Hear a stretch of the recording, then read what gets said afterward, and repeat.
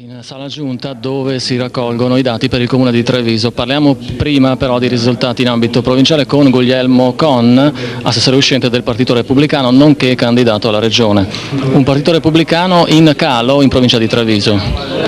Beh, è un po' in calo in provincia di Treviso come in calo mi sembra in tutte le province del Veneto nella stessa misura, grosso modo. E d'altra parte se noi pensiamo al notevole incremento di voti che hanno avuto i Verdi, possiamo anche capire che essendo i Verdi dell'area laica e socialista comprimono non poco i nostri voti. Ecco, qui in provincia DC in calo, PC in forte calo, ma i partiti laici non se ne avvantaggiano e semmai se ne avvantaggiano le Lighe o i Verdi, quindi se si vuole una doppia sconfitta per voi. Questo è avvenuto anche nell'85, il Partito Repubblicano fu all'opposizione dall'80 all'85 in Consiglio Comunale, fece praticamente da solo l'opposizione in Consiglio Comunale, poi il risultato fu incremento di Verdi e della Liga, mentre una crescita simbolica del Partito Repubblicano. Ecco, c'è chi giudica molto negativamente l'incremento di Verdi e soprattutto della Liga.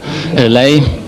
No, io non giudico negativamente forse perché sarà difficile in prospettiva costruire amministrazioni stabili, se lo è stato fino adesso è ancora più difficile, ma ritengo che si debba far tesoro di un segnale che comunque l'elettorato si è dato. I partiti tradizionali, i partiti di governo devono fare dei programmi e realizzarli, non possono continuare a governare con crisi rituali e senza poi realizzare gli impegni che hanno assunto con l'elettorato. Ecco, passiamo al comune di Treviso. Qui, stando ai risultati delle regionali perlomeno, la DC a questo punto perderebbe quasi il 5%, indubbiamente una DC è fortemente penalizzata a Treviso.